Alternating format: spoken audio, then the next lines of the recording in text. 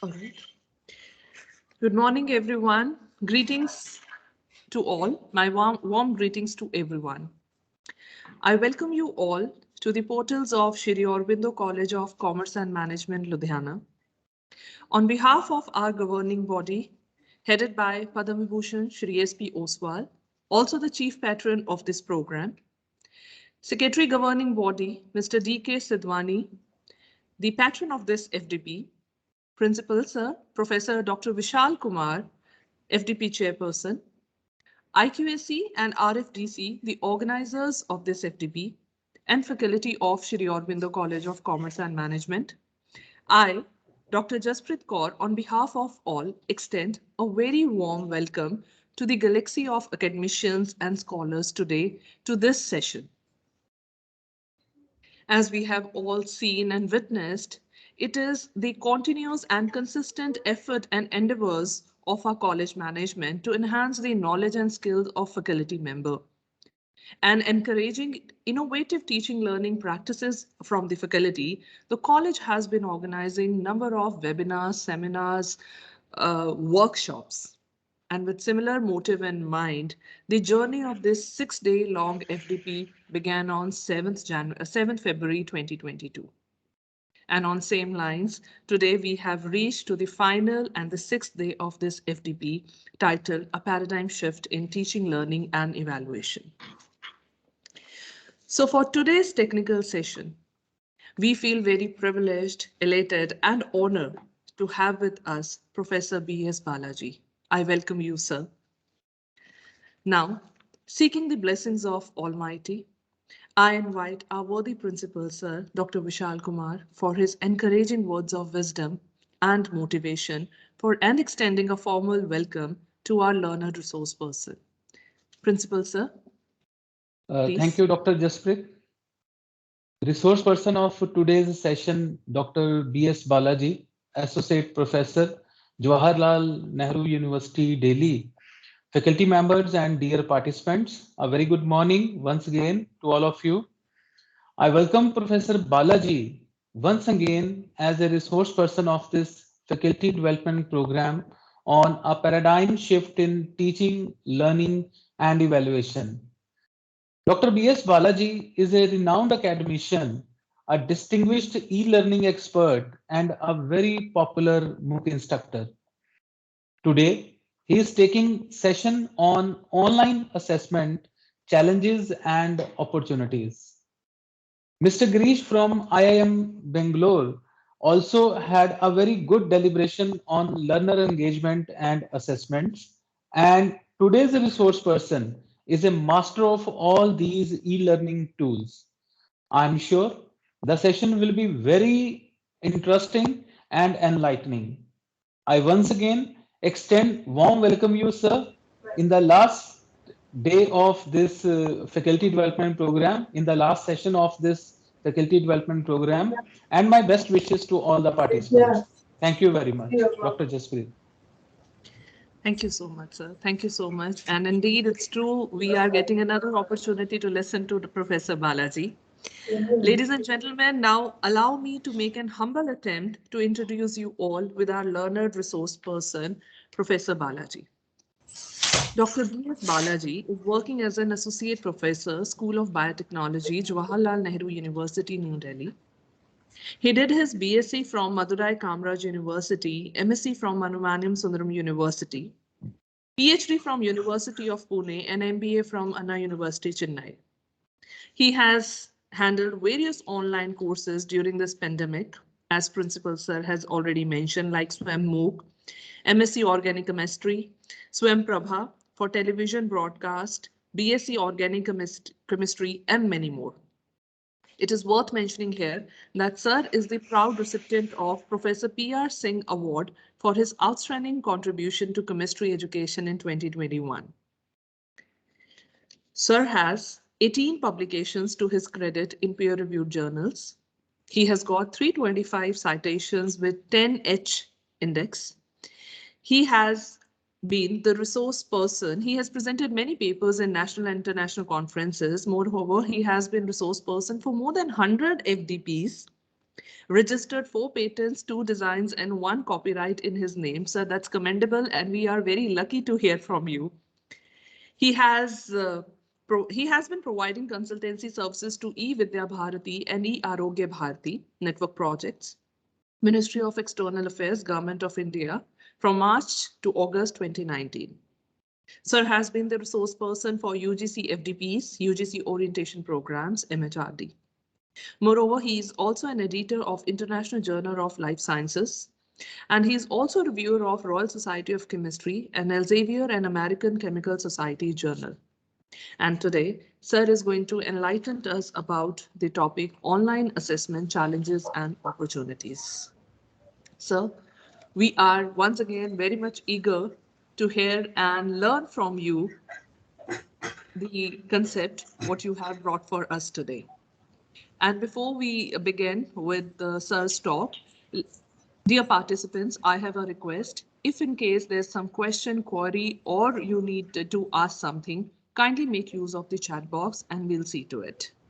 And without further delay, sir, may I request you take over the mic and start with your lecture, please.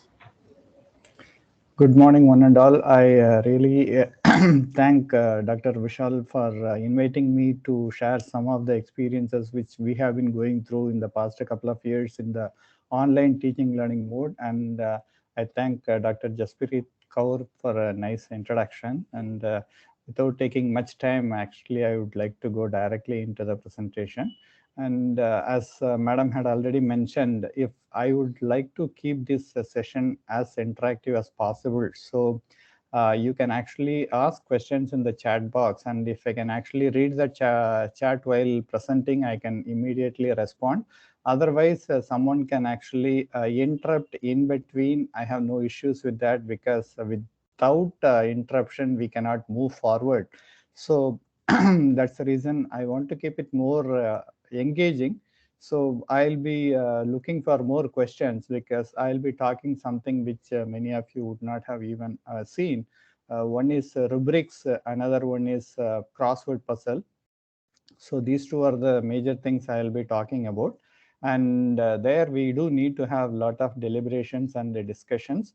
So may I request all the participants to be actively engaging in this session so that I can also share some of the things, and even I can also learn some of the questions which you may have, so that we will try to improve the teaching learning process as a whole. Thank you for a nice introduction by Dr. Vishal Kumar. So I'll start the session. Sure, sir. My pleasure, sir.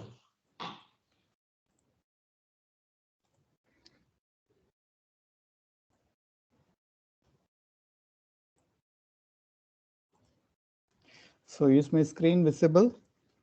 Yeah, it is visible. Yes, sir. Okay, great. So let us start with the very basic things which you already are familiar with. Then we will actually move into the actual session. So as the main question we are going to face are like, as a teacher, you are teaching online in the current scenario. So you already know what are the difficulties or the challenges you face while delivering your lectures. So this is basically the technology centric one. That means if you have a good internet connection, your presentation may be very good. But if the students don't have a very good internet connection, then they may not hear that. So this is basically the technology centric issues, and for which as a teacher, we may not have many solutions. So this is one challenge. And the second challenge is the engagement of students. I think Girish had actually touched upon this aspect earlier. So how we are going to keep the students engaged. So this is basically the student-centric challenges. And the third one is the assessment. That means it is here, both the teacher and the technology and the student or various stakeholders are involved in that. So we call this as a teacher and student-centric issue. So we have different challenges in each category. But as a teacher, we are going to focus on how are we going to overcome some of these challenges, and can we keep the student engaged in our teaching learning process. So a simple brief overview about the evaluation, as all of you know what is evaluation, why we need, how. See, whenever I start my session, I start with these three questions, and as a teacher, you may also follow this type of things if you find it interesting. So always start any topic, whatever we talk, start with three questions. One is what, why, and how. So what gives that information about, okay, what we are going to discuss, and then why it is important or why we are studying that type of questions we can just briefly talk, and how we are going to study about. So these are all the three questions for any topic you can actually start with. So that's the reason even in our evaluation, we are just going to start with the same three questions: what, why, and how. So what is evaluation, why we need evaluation, and how we can evaluate? So these are all the three basic things. And as a teacher, you have been already teaching for quite some time, so you already know about that. So I will just briefly go through that, some basic definitions. So what is evaluation? The making of a judgment about the amount, number, or value of something. So that is what is called assessment. And why we need evaluation? That means to know whether something is required, and again, whether the something is actually working. So whether it is a qualitative measure or a quantitative measure, we are going to measure something, we are doing something, and whether it is useful or not, that is, as a teacher I am teaching. So is the students are learning, so does the student learn? How do I know? If I teach whether good or bad, how do I measure? So these are all the two things the teachers are mainly concerned with. And here is a simple example, like how we can actually do the evaluation in our day-to-day life. So if you want to buy a fan, we actually go to the shop and look for the fan. So there are two types. Sir, can I use bilingual, or should I go only with the English only?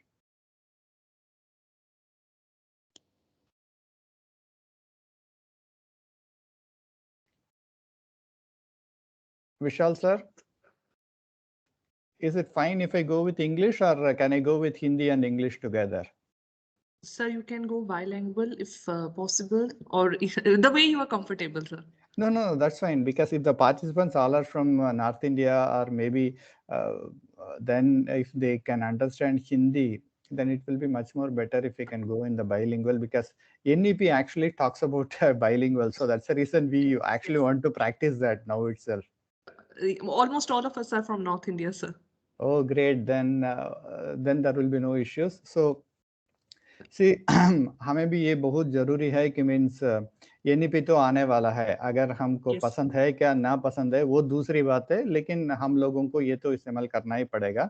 तो learning in the local language is a very very important thing, क्योंकि उससे क्या होता है कि means we can actually go little bit closer to the student. क्यों, why I am telling that is like in my online course we have students from all over the country. फिर भी कुछ लोग हमारे, I am from South India, so I speak Tamil. So some of the students even ask questions in Tamil in the chat box and the forum, in the regular forum. So when I respond to them in Tamil, they become so happy that one thing is the teacher is responding is a good thing. Second thing, he is responding in the language which I can actually follow very easily. Connection is built. Yeah, I understand. Exactly. So इसलिए हम लोग हमेशा, even in Delhi when I teach here at the JNU, most of the days we teach bilingual only. Yeah. Because we have students from Bihar and northern part, and also we have students from the south part. So some of them know little bit Hindi, so that's not an issue. And हम लोग तो explanation Hindi में देते हैं कि जो अंग्रेजी में बताया गया है उसको दोबारा हम हिंदी में बताते हैं ताकि बच्चे लोगों को थोड़ा आसान से समझ में आए. So similarly we will also go with bilingual thing, and that will be good. So ये पंखा खरीदने के लिए दुकान जाते हैं तो हम लोग हमेशा देखते हैं कि मीन्स वो लंबा वाला विंग खरीदना है क्या छोटा वाला, whether we have to go with more number of wings or less number of wings. So these are all some of the evaluation we generally do on a day-to-day basis. So you are already familiar with that. तो evaluation का जरूरत क्या है कि means we measure to know whether any improvement is required or not. So that is the main purpose. So कैसे हम evaluation कर सकते हैं? तो you already know different types of evaluation. So one is like whether the teaching process is working, कि delivery of the lectures by the teacher or the distribution of note, whether the students are actually getting it or not. Then whether the students are learning, we do by assessment. And what are the different types of assessment? Formative, summative, you people are very familiar, so I'll just move to the next one. And what are the different types? We can say informal, formal, surprise quiz, oral, written, graded, open-ended, close, and brief, extended, etc. This is a website where you can actually get more information about digital educational tools for the interactive online teaching learning. And मेरा एक ही request क्या, otherwise I share my experiences, like there are see, internet is full of information, that is we call the like information overload. So if you start digging too many things, we will be overwhelmed with so many things that are present in the internet. And every time you will say, oh, this is better than that, that is better than that. Like we keep on exploring the things, but we never become an expert in anything. So that is the reason exploring is always good, but I don't deny that to become an expert is what is more important. So that means you choose one or two things which works fine for you, and then go and explore that more and more and more to become an expert. So इसलिए हम लोग बताते हैं कि means ये website में तो दिया गया है कि more than hundreds of things are given. As a teacher, let us say if you are going to explore each one, even for going to know about something, you need some 5 minutes or even 10 minutes of one particular tool just to know what it is. 100 things are there means you actually have to sit for at least a couple of days to even know that from A to Z how many tools, different tools are there, to just to know about that. And this is only tip of the iceberg. And that means if we start exploring each and everything, we will be overwhelmed and it is a waste of time. So आप एक briefly एक चीज को choose कर लीजिए. And how do you choose what is the right tool? Just read the reviews of each tool. And if more people are reviewing, that means actually it is being used by more people and it may be useful also. And if there are some things which is having hardly any review and other thing, just don't look at this. Maybe it may not be up to the mark. And always the other person's feedback we have to take with a pinch of salt. But then if there are thousands of reviews for one particular tool, then it may be somewhat okay. So even in Google, when you go and download something, you first look at the number of downloads and the number of reviews. These two things will give a clear idea whether the tool is a popular tool or not. And you choose only 3 or 4 such tools and try to explore which actually works for you. Because for science subject, you may need some type of tool, and for arts and languages, we may need a different set of tool. So always look for what will work for you.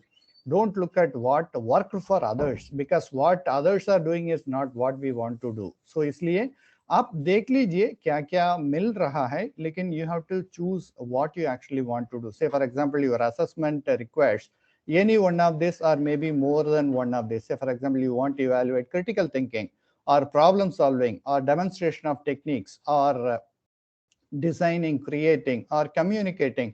Depending on your subject, you can choose different type of assessment and what is the best tool to do that. For example, if you want to look at critical thinking, you can go with essays, reports, reflective journals. If you want to design or creating, ask the student to create some project in the video or in the web, and just we can evaluate it. If you want to look at the demonstrating techniques, we can use video conferencing, site monitor, etc. So there are different ways you can do the assessment.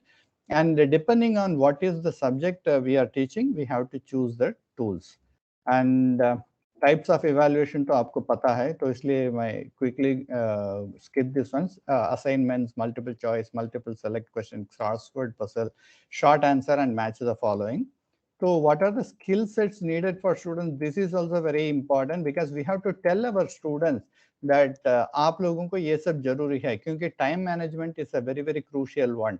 Otherwise, they will be writing the exam for more than 3 hours, but the time will be over and they may not be in a position to complete it. So time management बहुत जरूरी है, and they should be goal oriented. That means कुछ specific goal तो उनके मन में होना चाहिए, and they should also know some amount of computer skills. So these are some of the skill set needed in the current online learning scenario. So इधर बहुत सारे assessment tool के बारे में दिया है. Google Form is the most common and the most used one. So we will be looking at how to use rubrics using this Google Forms today. And other things are like Kahoot, quizzes, Quizlet, Socrative, formative, Classflow, Padlet. These are different types of evaluation. So if someone is interested, they can actually explore that and find it out. So here is some of the things we have actually done in our Google Classroom. So we start with what are the different ways of questions we can actually ask to the students. So the first one is the reasoning questions. So we just ask one question, which among the following statement is true? We have 4 answers, and for A, B, C, D, 4 options are there, and only one answer is the correct answer. And we are asking that simple MCQs are fine, perfectly fine. But when we are evaluating a master level students, because I teach for master students, so we simply don't want to go with the MCQ type. So we add a little bit more flavor to that by adding that in this particular question, a higher log P value for a compound implies that the compound is more hydrophobic. So this statement is true. And how will you justify that this statement is true? Then we have a little bit elaborate answer we expect from the student. So like that, we can have, or we can frame some questions, simple MCQ questions, but with additional layers for understanding their level. Otherwise, what will happen? Blindly or randomly they will choose any one, and they will put because when it is MCQ, it's only 1 2 3 4 1 2 3 4, close your eyes, put the number, like that only the students will go. But when we ask a little bit probing questions, so that is what we are taking the students from the understanding level to analyzing or evaluating level. That means we are taking the students from the Bloom's taxonomy level 2 to 3 or 4. So of course, if we can reach the 6th level of creating something new will be the best one to have, but that will take a little bit longer time. So इसलिए हम लोग at least 3 or level 4 तक अगर हम address कर सकते हैं, तो that itself is a great achievement. So we can have these kind of reasoning questions coupled with the MCQ. And again, there is also another question here. We know 3 answers or 3 options are possible. For example, arrange the following proteases in the increasing order of activity under physiological conditions. Also give the reason. So a reasoning जब हम पूछेंगे ना, तो we are actually going to know what is the understanding by the students, and are they in a position to apply that understanding to the appropriate situation or the problem at hand. So we are going to the 3rd level in a much better way. So they have to tell what is the ABC means. There is some order, so increasing order. So which one will work better, which one will not work better. And they also need to simply just writing AC, A is greater than C, greater than B is not the answer we are looking for. They also need to reason it out, why A is more, why B is less. So that is the reason we are asking them to write additional things in the question paper.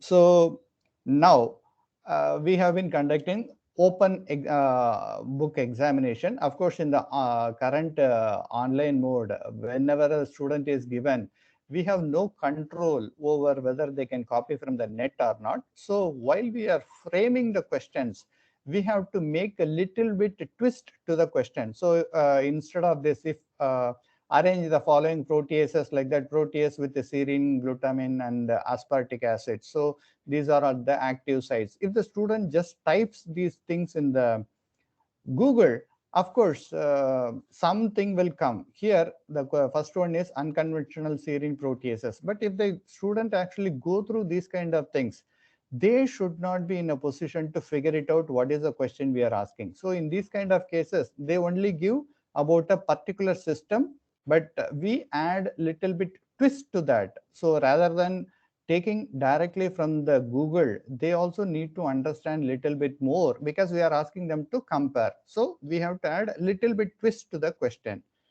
And another thing is MSQ is another type. Most of you know that more than one correct answer we can actually give, so that this also makes the students like the random choices are completely avoided. And another type of instruction is like write a term paper. This also we can ask the student to write. So while we give the student to write a term paper, what we do is like we actually ask them to give an instruction. We give actually a complete instruction, like a 5-page document. We tell them what they have to follow, what they should not follow in writing the term paper. So what is the citation style they have to use, how to avoid plagiarism, and we just give some general instructions and other things. So these kind of things are very essential, because if we simply say go and write a term paper, that will come in a very random way and it may not be in the proper format. So these master students maybe tomorrow go into PhD. So at that time they should know how to write a manuscript, how to write a paper, how to write an article for a conference. So that means they have to be trained at this level itself. इसलिए हम लोग उन लोगों को पहले ही instruction दे देते हैं कि कैसा काम करना है, क्योंकि काम करने के बाद हम लोग ये नहीं बोल सकते अरे तूने ये गलती की है, वो गलती की है. Then the student will immediately respond and say, sir आपने तो बताया नहीं, आपने सिर्फ काम करने के लिए बोला, लेकिन कैसे करना बोल के आपने तो बताया नहीं. So these type of questions always come. So to avoid that, हम लोग पहले ही बता देते हैं काम करो लेकिन ढंग से करो. These are all the expectations from our side. बोल के काम करने के पहले ही हम लोग बता देते हैं, ताकि we actually can direct the students in the right direction. और उस समय ये problem नहीं होता है कि means when they make a mistake, we can always come and say, I had already given you the instruction, so please go and read the instruction. So ये है, this is the response from the student. तो हम लोग ये number 1 डाला है. So 1 specific comments भी हम दे देते हैं कि means कैसे ये काम किया है बोल के. So this is what is the rubric model I was talking about, and we will go a little bit more into how to create this rubric just in a minute. And here we have 5 categories or 5 criteria which we have set for the evaluation of the term paper given by the students. So one is organization and presentation, then concept coverage, clarity of exposition, language and the grammar, citation and references. So every category contains 2 marks each. So 2, 2, 2, 2, 2 like that. And when the student makes some errors, because in this particular case, one of the group members did some issues with the plagiarism. So what we did, like we just put the exactly whatever is the mark given to that particular thing, the entire mark was reduced. So that means they lost the mark because of the problem or the issues related to image manipulation. So this is what is the issue which we have actually told the student. So student was asking like, sir, आपने तो penalty डाल दिया इधर -2 marks. So why you did that penalty? तो हमने बताया कि the student wrote, sir, I have generated the figure myself and it is not at all plagiarized. So this is what is the student's understanding. Then हम लोग को तो पता है कि मीन्स वो लोग बच्चे लोग तो वो कॉपी करके डाला है, तो इसलिए हमने पूछा कि why did you find the photos of blah blah blah in your figure 3? तो the student now responds telling that sir मैंने फोटो ये ले लिया, फोटो बी ले लिया, ये दोनों इमेज को सेपरेटली मैंने लेके इन दोनों को मैंने फ्यूज करके डाल दिया. बट देन आपने तो ये का इमेज लिया है, बी का इमेज लिया है, इसका प्रॉपर साइटेशन किया है क्या नहीं, यही these are all the things we go step by step, क्योंकि हमारे टर्म पेपर इंस्ट्रक्शंस पे ये सब हमने सही तरीके से बच्चों को पहले ही बता दिया, लेकिन बच्चे लोग तो they took it superficially some of the things. So this will happen, and इसलिए हमें क्या करना है कि we have to put our foot down and say yes, आपने गलती की है, आपने मिस्टेक की है, इसके लिए पेनल्टी आपको हो ही जाएगा बोल के we have to be very strict in implementing the evaluation. तो इसलिए ये सब होने के बाद last time the student finally says like okay sir I did not knew about it, my bad, ऐसे बोल के बच्चे ने बता दिया, क्योंकि हमने ये भी बता दिया कि क्रिएटिव कॉमन्स का लाइसेंसेस क्या है, कैसे उसको कॉपी करना है, what is a public domain document और what is licenses, creative different types of creative common licenses, उसके बारे में भी हमने लिखा है कि means share alike is perfectly fine. When we are doing share alike, we have to actually give the citation को किस source से हमने लिया है वो तो कम से कम बताना पड़ेगा. So these are all the things we are actually telling the students to learn from the beginning itself, so that they can actually do the thing. So evaluation के साथ साथ हम लोग बच्चों को ये भी सिखाते हैं कि कैसे ढंग से काम करना है बोल के. So पहले वाला answer keys, marking schemes and rubric are the three things we are actually going to talk about. तो आंसर कीज क्या है कि this is answer to MCQs और एमएसक्यू. नेक्स्ट ये क्या है कि we can actually have some few points for the short answers, and we may not be sharing with the students prior to the evaluation, possible to modify. So ये सब answer keys के अंदर आ जाता है. So whenever we create an answer key, we actually include only very few points in the short answers, and we generally don't share it with the students. And इसके बाद आता है कि marking scheme. So marking scheme तो आपको पता है कि कैसे कितने कितने स्टेप्स के लिए कितने कितने मार्क्स दिए जाता है, वो सब आपको तो पता है. And we can have multiple levels. It can also be shared with the students. Exam के बाद हम दे भी सकते हैं. And we can also have some logical reasoning type of questions also in the marking scheme. And the next one is the most crucial one. Rubric के बारे में आज बात करेंगे. So what is rubric? Rubric बोले तो this is basically a matrix, and there will be some criteria, levels and descriptors. So these are all the three important things we have to keep in mind. We will see what is the criteria, what is the level, what is the descriptor we will be looking at, and this provides the complete information about evaluation. क्योंकि जब हम rubric से evaluation करेंगे ना, there will be no issues at all. जैसे कि हमने पहले दिखाया था कि means how we have 5 different categories and why we did the penalty. So all those things we could very clearly list out beforehand. So then it becomes very easy for us to go with the evaluation. So what is rubrics? This can be used by both the teacher and students. So इसके बारे में, so what is the thing we are explaining now? So criteria and levels are predetermined, and it is mandatory and concrete. So we cannot change. Once you create a rubrics, this remains forever, and we cannot actually change it. एक बार exam के लिए एक rubric बनाते हैं, और second time we can change the rubric for the second exam, but for that exam जैसे कि answer keys you can modify, marking scheme you can modify, but the rubrics you cannot modify. And here it is only either you meet the expectations or not, क्योंकि the expectations are clearly listed out under the criteria, and what is expected is clearly mentioned. So once we mention it very clearly, there are only two things: either the student reached that or student did not reach. So इसलिए हमें अच्छी तरह से black and white पे हम बता सकते हैं, there is no gray area.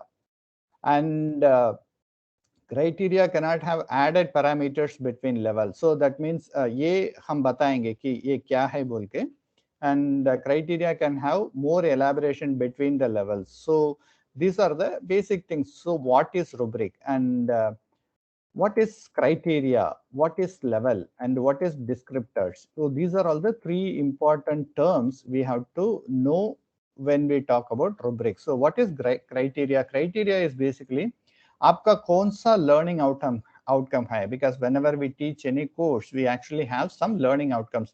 The student should be able to perform so and so, blah blah blah. So this is what we always have in our outcome based learning. So in that outcome becomes our criteria for developing our rubrics. So let us say the student should be, say I am an organic chemist, so let me talk a simple example of a chemical reaction. So in the chemical reaction, I say the student should be able to write a mechanism for a particular reaction. So write a mechanism. So this is what is my learning outcome. So in that case, I can exactly take that write a mechanism will be my criteria. So write a mechanism. So mechanism पे क्या क्या होता है कि means some groups are going to be electropositive, some groups are going to be electronegative, then there will be some lone pair of electron, then there is a movement of electron, there are addition of proton, there are removal of proton, like various steps are involved. So in that case, I am very clear, like if the student is going to write about a mechanism, then I exactly know what are all the steps involved in that process. Then I can exactly put everything in this criteria pattern. So if there is a proton transfer, then the student should be in a position to correctly identify which proton is removed. Like that, we can also go in the criteria. So now the next question will come. Sir अगर आप ये सब पहले ही बता दिया तो बच्चों को तो आप तो आंसर पहले ही बता देते हैं कि मीन्स आप तो कुछ मैकेनिज्म पूछने वाले हैं बोल के. Yes, exactly. I am going to talk about how to write a mechanism, but I am not going to tell which mechanism they are going to write. So there is a difference between what they have to do, that we have to tell beforehand, but on which subject they have to do, that is not being told. So that is where the difference comes in. We can tell the answers beforehand that you have to write 5 steps, or maybe you have to write 2 pages of the answer. What do you mean by 2 pages of the answer? That is what my expectations. But what question on what topic, that we don't discuss. So criteria can be very specific in explaining the steps involved in a process or whatever it is. But what is that process, we are not going to tell to the student. So that's the reason criteria is always can be considered like a broad outline of the expectations by the students. So क्या क्या इधर लगाना बोले तो की elements mainly used for the evaluation. आप जैसे कि हमारे लर्निंग आउटकम पे हम हमेशा बोलते हैं they should be able to write, defend, whatever the verb you are going to use, that verb is used here as a key element. And एक section के लिए criteria कितना होगा बोले तो 3 to 5 will be an ideal. This may include like communication skills, presentation, coverage of literature, blah blah blah. आप कुछ भी लगा सकते हैं, because the criteria, when they are going to write the answers, you are going to set the criteria, what you are expecting as a teacher, what do you want the student to know, and that is exactly put in the criteria. Then what is the level? The next one is describes the proficiency. That means say for example in the reaction mechanism itself, the example we will come back. So there are 5 steps involved in that whole process. The student can write any 2 steps. They may be in a position to write the correct answer, or they may not be in a position to write the correct answer. So if they write out of 5 steps, if they write 2 steps, how much I am going to give them the marks? So that is what is defined here. Marking scheme पे जब हम जो करते हैं ना, so this is very similar to that. The level definition is basically similar to marking scheme. So आप ऐसे याद रख सकते हैं. Then it becomes easy for you to understand. So here, for example, in my question, I have some 6 parameters or 6 things like the levels I am keeping it. So if the student can write all the 6 level, then he will get the excellent. If there are 4 to 6, that means he just missed 1 or 2, then you can actually keep it at a good level and you can reduce the mark 1. And if they only wrote 1 or 2 things, then you can say need improvement and keep 2. And if they don't write anything, then you put poor and 0. So like that, you can have different levels, and people go for this level number 0 to 5. And if you want to increase or decrease, it is your choice. So there is nothing hard and fast rule that आपको ऐसे ही करना बोल के कुछ rule नहीं है. आपको जो मर्जी है वो हम कर सकते हैं. And the level scale should be evenly placed or distributed. ये बहुत जरूरी है, क्योंकि we cannot go with if they write 2 points, then I will give 40% of the marks. But if they write 3 points, I will give 80% of the marks. Like that, we cannot make that level at uneven level. So the distribution of level has to be uniform. Matlab, if they write 2 points, then if I am going to consider 20% like 40, then for 3 it should be 60, for 4 it should be 80, and for 5 it should be 100. But there are only 4 points, means give it like a 25 ratio. For 2 points you give 50%, and for 3 points give 75%, and for 4 points you give 100%. Like that, the level should be kept uniform distribution. So this is what you have to actually keep in mind. So marking scheme पे तो हमारे पास 8 step है, तो आपको पता है कि there are 2 steps which are very simple, there are 2 steps which are very difficult. So depending on that, you can actually distribute. Then when you are including this in the rubrics, you distribute that in an appropriate way. Then what is the descriptor? Descriptor is exactly your expectations, whether the students meet the criteria or does not meet the criteria. And here you can exactly explain all the things what you are expecting from the student. Like in the criteria, you said they have to write a process. That's it. The process has 4 steps. Okay, fine. And in the level, each 4 steps are having 25% contribution or 25% mark. That is perfectly fine. But at each level, what are they supposed to give? That is what is given in the descriptor. Okay, for level 1, you have to write so things. For level 2, you have to write level 1 plus so things. For level 3, write level 1, level 2, and then what is the additional things you require. And at the level 4, you have to completely write everything. So like that, you can give the entire description. And once we see the example, you will actually understand how it is how we can actually create it. So the first one is what to include and what to exclude. I'm just putting it. So what you can include in the criteria is you can write about knowledge about a particular concept, steps to solve a problem, analysis, application, comparison, comprehension, communication, structure, content, everything you can include. But you avoid the spelling mistake. Say, for example, if a student makes a spelling mistake, then we don't put that as a punishment. Of course, if you are an English subject or English literature and उसमें आपको ये spelling mistake से कुछ गलत हो सकता है, तो then you make it as a very important point to be included in the criteria. Otherwise, for other subjects, maybe you have to take a lenient view or a lenient approach. And same error multiple times जो करते हैं तो उसको हम avoid कर सकते हैं. अगर वो लोग कुछ मिस किया तो नहीं तो कुछ एग्जांपल्स दिया नहीं है तो whether you want to include in the criteria or not, that you have to decide. तो why rubrics बोले तो this increases the assessment value, and the very important thing is it becomes impartial. So that means the teacher can never be questioned if we follow the rubrics, because जब हम rubrics follow करते हैं and when we evaluate according to the rubrics, then you are perfectly safe, because there is nothing like a gray area. Everything is written in black and white, whether the students meet the criteria or he does not meet the criteria. That's it. There are only 2 areas. So we becomes impartial, unbiased, and it makes the evaluation much more transparent. And of course, student को भी पता चल जाएगा कि means अरे भाई हमने तो ये सीखा नहीं है, मैंने तो ये लिखा नहीं है, तो इसलिए मुझे मार्क नहीं मिला है. So the student also are in a position to know the level of competency. Of course, अभी तो बहुत सारे लोग बात करते हैं कि competency based education, तो वो थोड़ा अलग सा बात है. तो I will talk about a little bit about the competency based education also.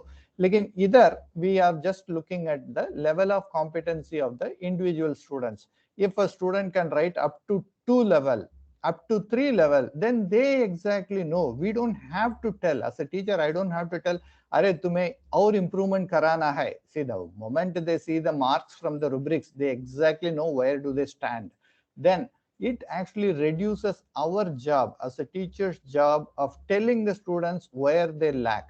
The lacuna किधर है बोल के हमें बताने की कुछ भी जरूरत नहीं है. The moment they know the rubrics, the moment they get the marks, they know exactly where do they stand. तो इसलिए ये हमारे लिए भी अच्छा है और बच्चों के लिए भी और अच्छा है. And it increases the effectiveness and efficiency of teaching learning process.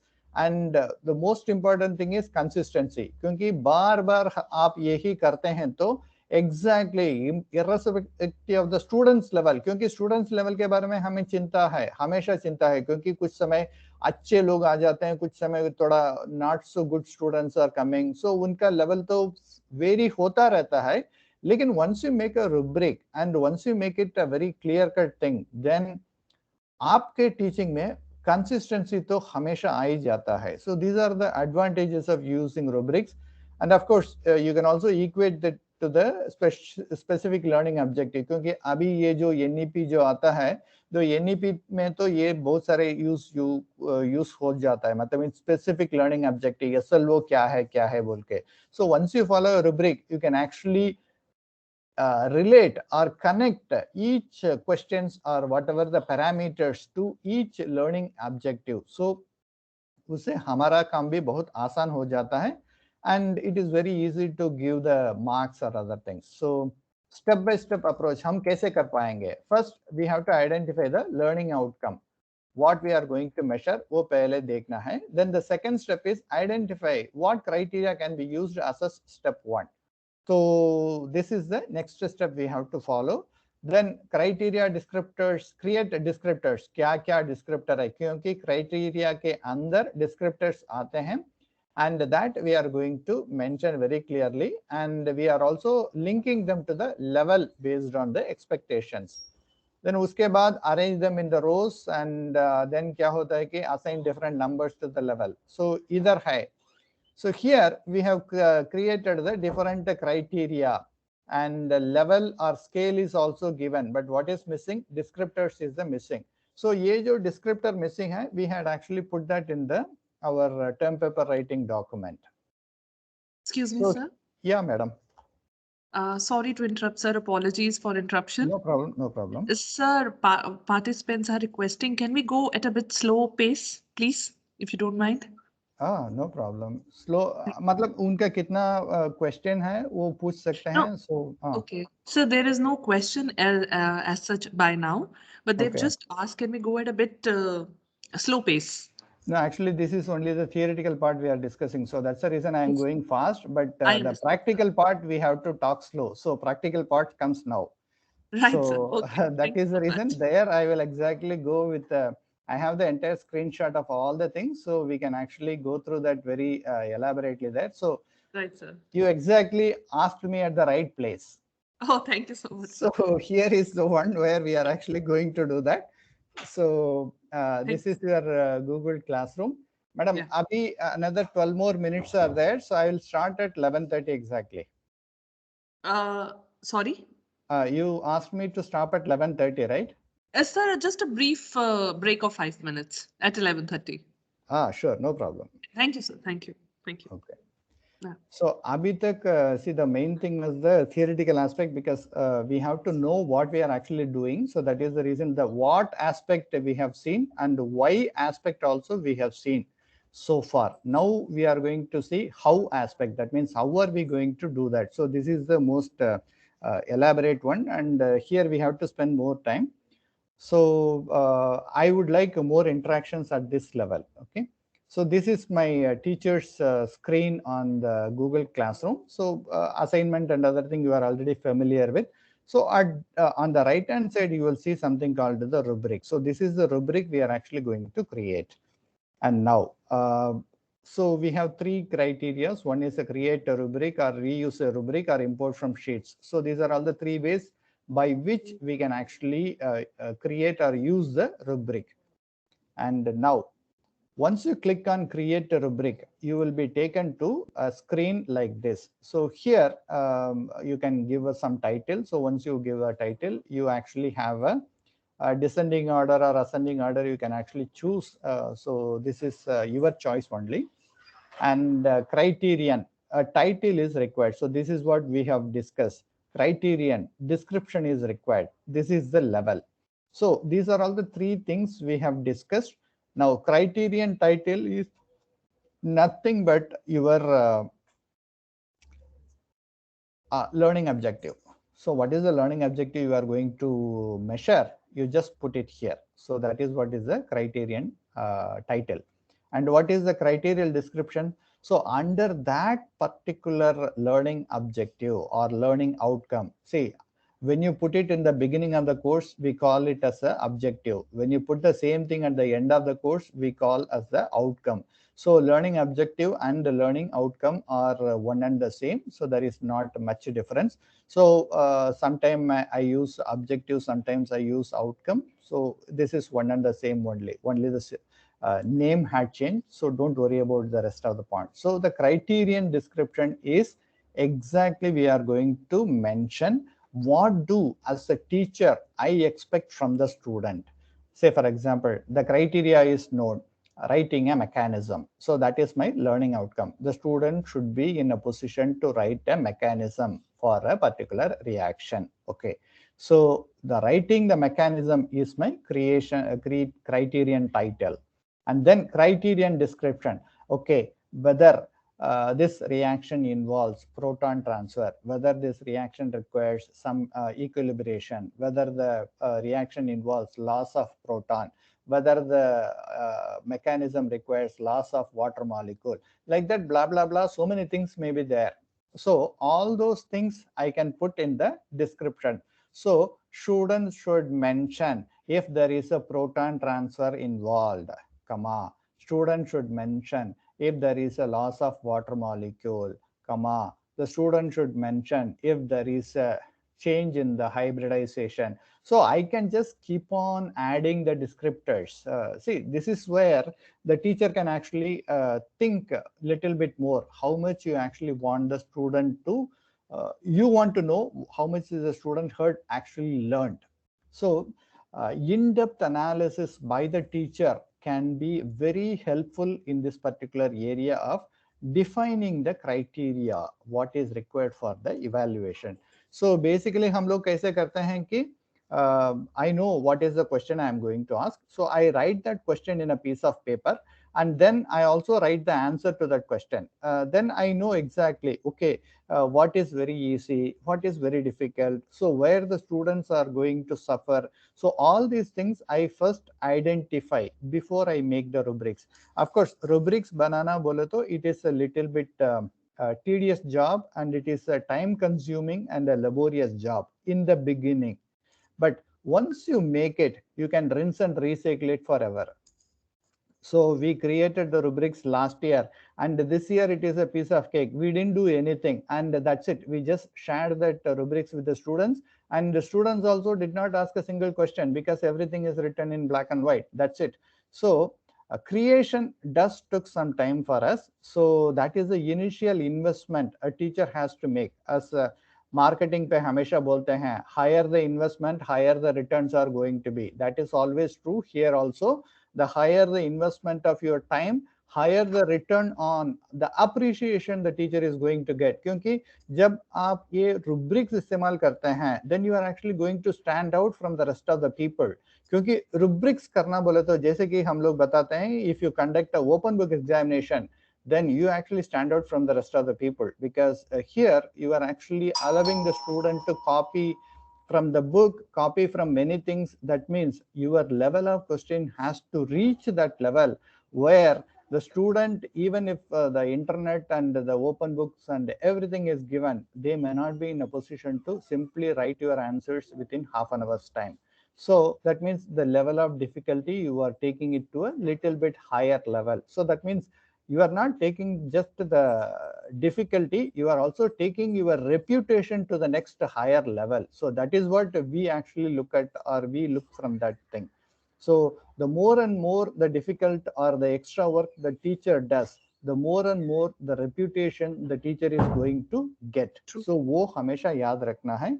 So इसलिए हम लोग ये क्या करते हैं कि creating, we have to write everything in a piece of paper, and then you identify what are all the criterion descriptions you can actually include.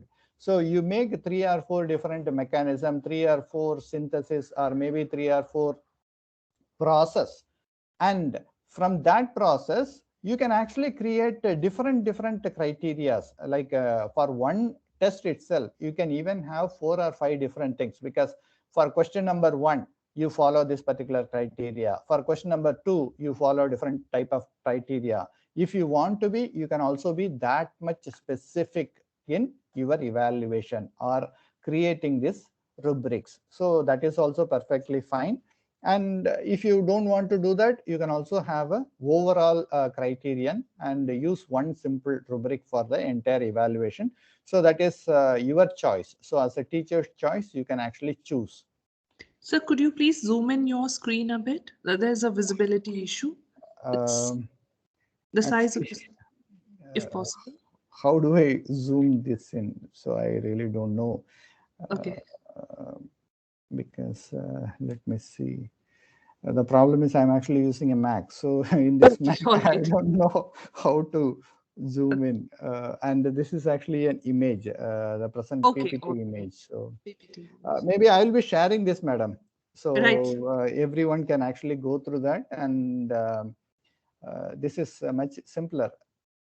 Right, sir. Right, sir. Okay. And also we have, sir, one of the participant has raised the hand. I think madam has some query to ask, if you allow, sir. Yeah, sure, Yes. madam. Yeah. Sure, madam. Yes, Mrinal, madam, please. Madam Mrinal, you are muted. Please unmute.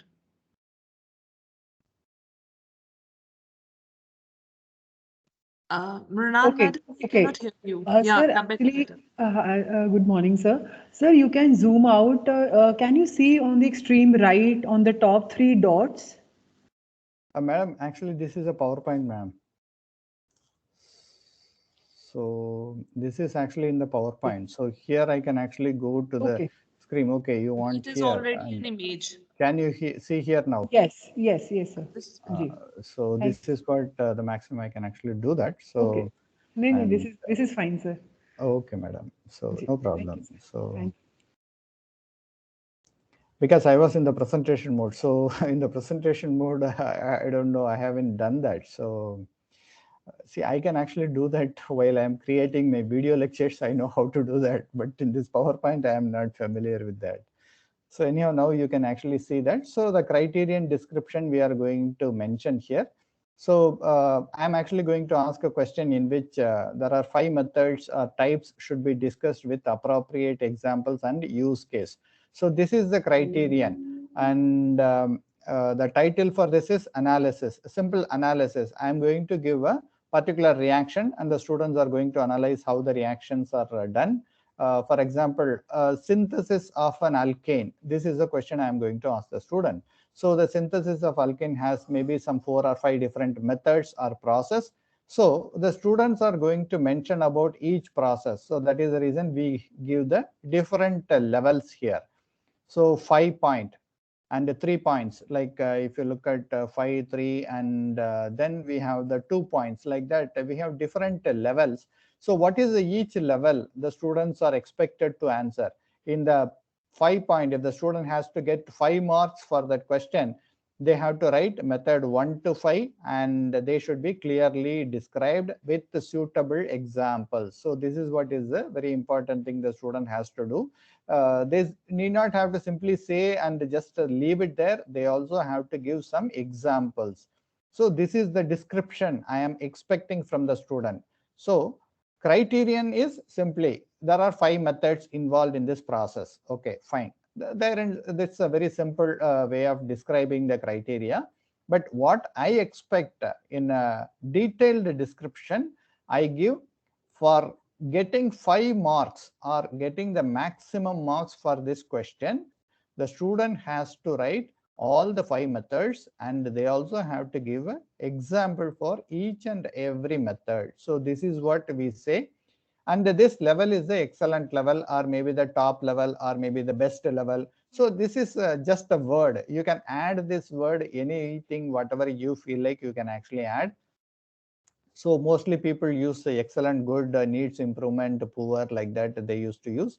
And you can also choose your word. This is your choice. So you don't have to be very specific. But what you have to be specific is what is the description you are giving for different levels. So that is what is very, very important. So at the 3-point level, that means at a good level, what I want the student is not all the 5 methods are clearly described. Any 3 methods are discussed. So when we have 5 for 5 marks, for 3 marks, you can have 3 points. If you want to increase or include one more level, what you can do is, okay, put an in-between level and say 4. So at the level 4, the students are supposed to write 4 points at least, or 4 methods at least. Then you can also put this level like a 5, 4, 3, 2, 1, 0, like that you can make, or 5, 3, 1, 0, that also you can make. So making the level is your prerogative. So as a teacher, you can decide on that. But when you are making the level, always make sure you follow something which is uniform. Then it becomes easy for you to students to respond, and it's also easy for you to defend that. Okay, why did you make this? You can very clearly write it down, like what are the expectations from the students, and how much marks you are giving for each level. So that way you can exactly mention this. And ma'am, it is around 11:30. Can we have a break for a few minutes, as you mentioned? Yes, sir. Yes, sir. Just a brief break of 5 minutes would be No fine. problem, madam. Yeah, Thank I'll you, be sir. online only, madam. So Yes, sir. I'll get back to you in 5 minutes. no problem, madam. Dear participants, we may have a break of 5 minutes now, and see you soon, everyone, again.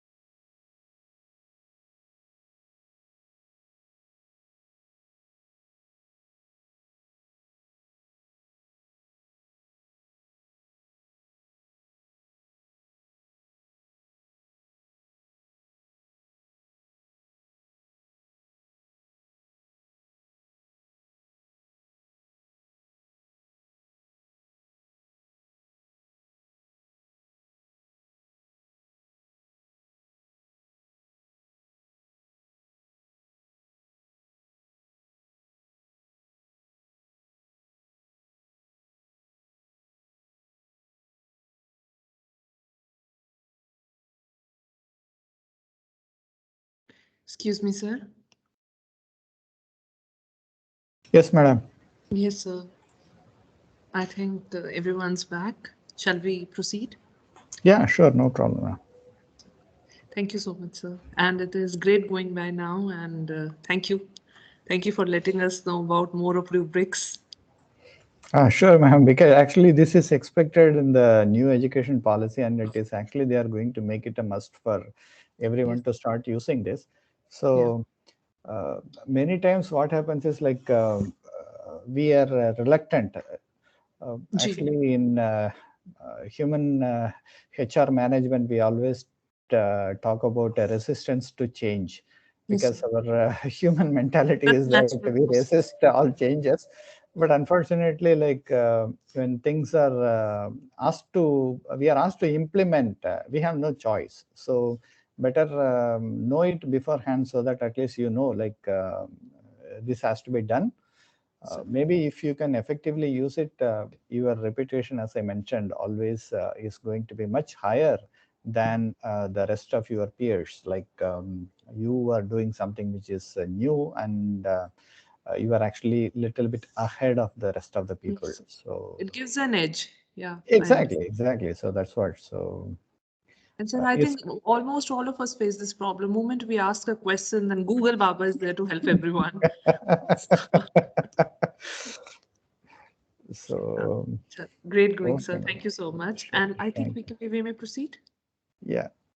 Yes. So, ma'am, is there any questions? Because I just want more clarifications before we actually go and start. So, is there? I want to do two demonstrations. One is about the crossword puzzle. We will do some demonstration. So here also, I would like to show the demonstration directly, and that also we can go about. So, is my screen visible?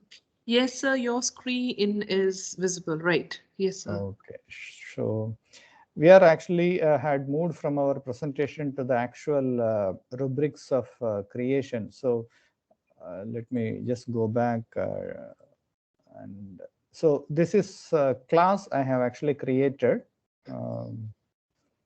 So in this class, I'm going to create an assignment. So I just click on the assignment, and it is taken to some place. Like you already know how to create an assignment in the Google Classroom.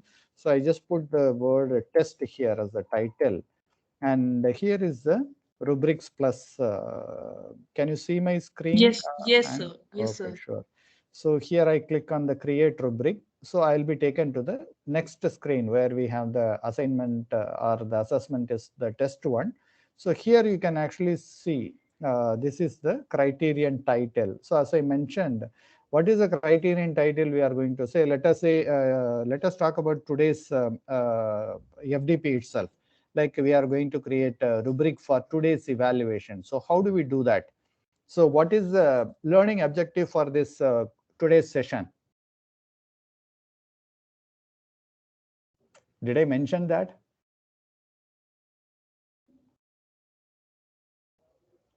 Hello, am I audible? Yes, sir, you are very much audible. Okay, so I want the feedback or the response from the participants. Like, I mean, what is today's learning outcome or this session's learning outcome?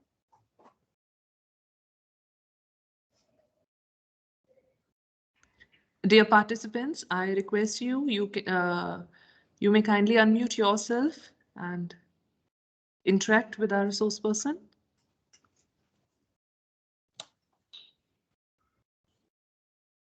Robin, right, sir. Unmuting is given to all participants. Right, Vijay sir, right. So they can unmute themselves, right?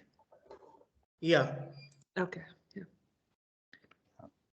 Anyone tell me what is the learning outcome for today's session? Because this is actually supposed to be told by me, but I am not the one, because you are the participants, you are going to decide, because the rubric is done with the help of both learners and the teachers. So here we are going to share that today's learning outcome. So please tell me what is going to be the criteria for today's evaluation. Sir, may I? Yeah, sure, ma'am. You have discussed the various tools for evaluation, and Rubric is one of the best. It is useful for the teachers and students also. because Okay. it is impartial, it is unbiased, and makes the evaluation consistent. Yeah. And moreover, it helps the student to judge their level Yes, immediately. exactly. Yeah. Yeah. And how to get the rubric, how to create Okay. rubric. You have Okay. discussed the various So now, steps. creation of rubrics, we talked about three things are there. One is like identifying the criteria, then writing the descriptions, and the third steps identifying the levels. Okay, so these are all the three things we have to learn by the end of this session. So the criterion title should be understanding the steps to create rubrics, or we can simply say steps to create a rubric. So that will be much simpler. So this is our criterion. So learning outcome, today's learning outcome is going to be by the end of the session, the participant should be in a position to create rubrics by following the steps, blah, blah, blah. So that is our learning objective or outcome for today's session. And that is what is the criteria we are actually going to set it now. Steps to create rubrics. So what is the criterion? Now we have to give the description of the criterion. So what are all the things we are going to measure? We have three steps. I will simply put that like a step 1, step 2, step 3. You can be very specific, like, I mean, how to write a criteria, how to define the description for the criteria, and what are the different levels. So that is the major thing. So I will put like 3 steps.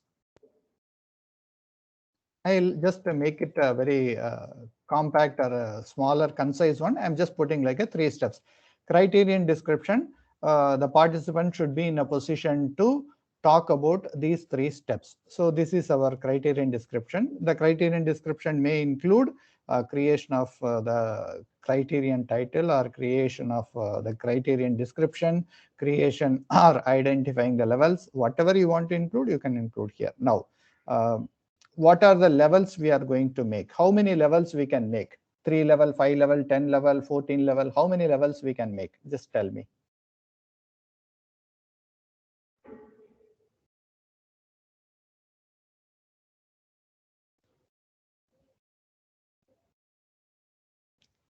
Anyone can actually answer.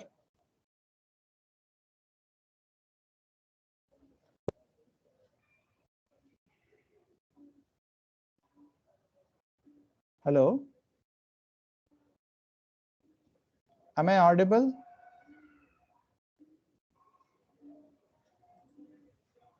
Yes, sir, you are audible. I want some participation. So anyone can say how many levels we can make. Sir, it can be 5 level. 5 If level, we are okay. taking it on a scale, yeah, 5 level Okay, can sure. be there. Here is the plus sign. Once you click on that, 2, 3, 4, 5. Just you click 5 times, you created 5 levels. That's it, over. Now we are done. So we have to now come back to the previous one. Like, I mean, in the first level, let me put it like 5.5.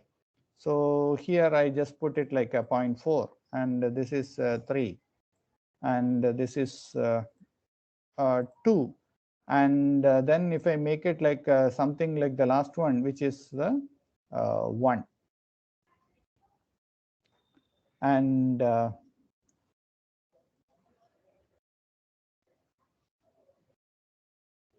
so here we are going to, so the first one is actually here. So that means we have to go to this one as a 5.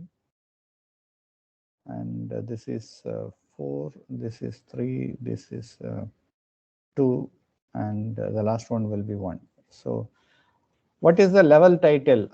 We put that like a excellent or whatever it is. We will just write here. And similarly, the different level titles you can actually give.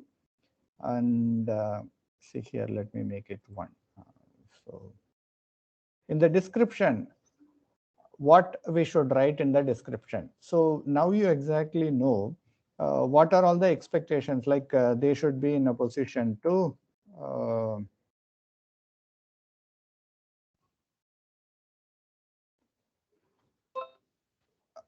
create rubrics three levels, not three levels, three parameters are the three criteria. And they also need to, they should include maybe examples or something, whatever we can include, we just put all these things in this particular description at the file level. So that means we are creating all the rubrics. Along with that, we are also mentioning each descriptors, each level, and completely we are going to put everything here in this description. And at level 4, we put this as a very good. Let me put that title, because this title has no meaning. You can choose whatever you feel like, you can just choose it. So I just put very good. And here, what we should put, because for 5 we have everything and along with the examples. So for level 4 or 0.4, how much we can actually reduce from the 5 level?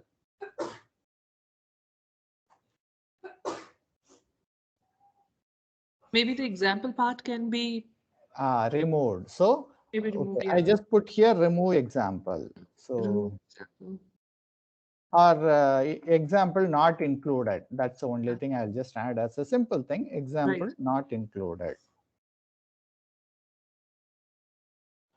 Now, if you say example not included, then the next one is going to be a little bit difficult, because when we are going to define the levels, because we only have 3 points and I mean 3 criteria, and these 3 criteria are distributed between 5 points. So we have to be little bit careful. So this is what I actually say. You cannot directly go and start typing in this particular rubrics directly. So what we have to do, as I mentioned earlier, what we have to do?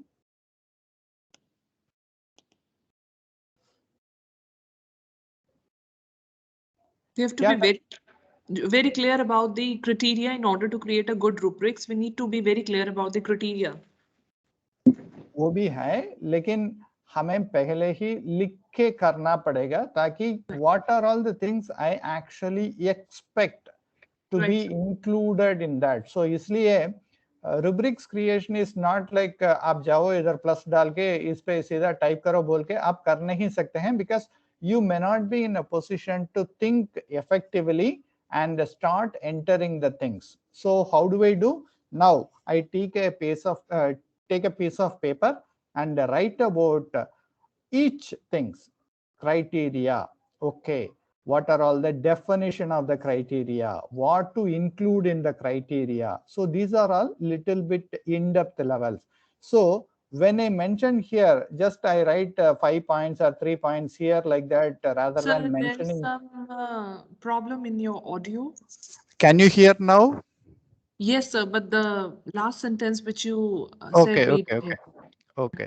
So the main thing is, we actually know 3 things are involved in this creation of criteria, but that 3 things itself cannot be used for the 5-point scale. So we have to break that into small chunks or pieces, and each one has to be evaluated separately. So that is the reason we cannot go with one single rubric for this evaluation. So this is the difficulty we are facing it. Do you understand now? So removing simply the example is not going to serve you the purpose.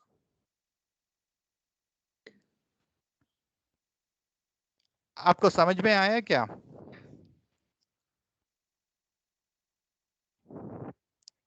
Yes, sir. Yes, sir. So now what we have to do is, like we cannot go with these things. Then we have to now break this into 3 different criteria for the entire evaluation. So the first criteria itself is for criteria alone. Okay. In the Yes. criteria creation, we are now going to see what is the definition of creating the criteria and what are all the things included in the criteria. So we are just going to talk only about the criteria. So this is one. And then we are going to add the second criterion. So this way you can exactly do it in a much more better way. So now I'm going to talk about the level. So this level is the next criterion I am going to talk about. So in this level, what to include, how am I going to distribute? So all those things I am going to talk about here. And then I add another criteria where I talk about description of the criteria. So for using or evaluating this particular thing, we cannot have a one point or one criteria for all the things. So we have to create three different parameters for our analysis. The first one is criteria alone is one, where we can be little bit more accurate about defining the steps or the levels. So the problem what we are having here is, with one single parameters, we cannot entirely cover all our points which we are going to evaluate. So that is the reason when you are creating, you will face some problems. So during that time, what you have to do, just break your things into multiple pieces, multiple small chunks. So in that case, you will have a better control over each and everything separately. So when we break this into the criteria as one single parameters, now we can talk about whether the student will be adding or giving the examples or not giving the examples. So here again, you don't have to go at the 5 point or 5 levels. You can even go with just 2 or 3 levels. So the first level will be defining the descriptions or defining what is criteria. Simple definition, that is one level. Then after the definition, what is the uses or the benefits? So that is the next level. Then at the third level, actually creating it. Like that, we can actually make it into three different levels. One, simply write what is the definition. So that is one level. We are expecting the students to just know what it is. And at the next level, we are asking the purpose, why it is beneficial or in what way it is better. So we expect the student to write about that. And in the third or at the highest level, we say, how do you create it? So all the things can be put into three different levels rather than 5 or 6 different levels. So depending on each problem and each question, each process, you can modify how you are actually going to create the rubrics. So that is what is very, very important. And don't go with like every time we have to make 5 levels or every time we have to make 3 levels. And those things are nothing is hard and fast. So depending on each question or each learning outcome, we have to identify how easily we can actually split that into small chunks and use each chunk for separate evaluation. So अभी तक आपको समझ में आया ना? इसमें तो कुछ प्रॉब्लम नहीं है ना? Now I am actually open for some discussions or questions. So may I ask one? Yes, ma'am. So when we are creating this criteria, so this is for the information of the students, or it is going to be something self-evaluative of whatever they are going to submit? That is your choice. See, basically rubrics is made for evaluation. So that is the main thing we have to keep in our mind. So what you are going to evaluate, whether the student's performance or your teaching, so that also you can also make it like a rubric. That is also fine. So you can evaluate from the student's perspective how your performance is. That is also possible. You can also do that. But if you finally want to only evaluate the student's performance, then you decide. See, as a teacher, we have to make a call. What is the purpose of making this rubric? So that should be the first thing we have to know before we start the rubrics. Based on that, you define or you design the rubric. Okay, sir. Fine. Any other questions?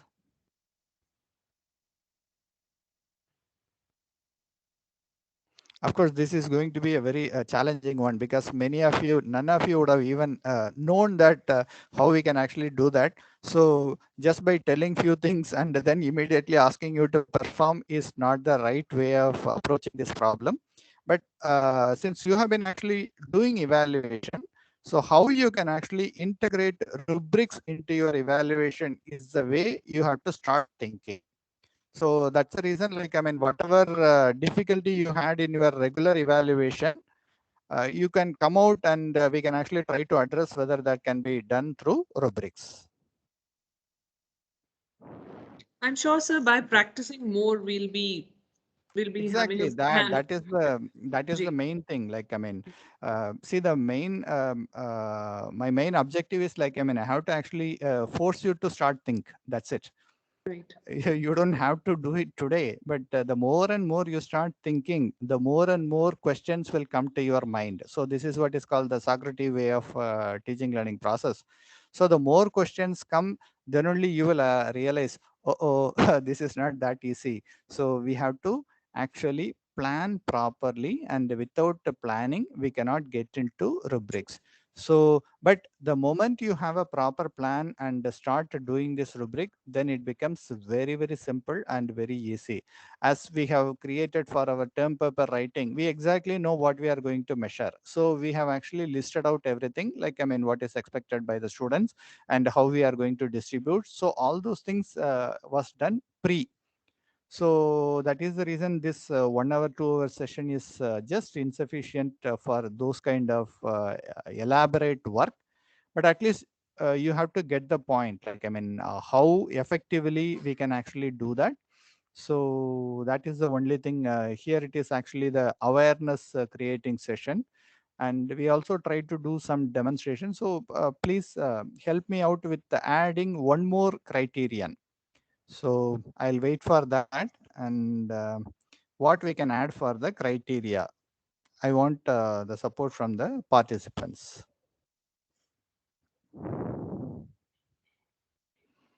Okay, in the level, what are all we can include in the description? Some few lines will be fine.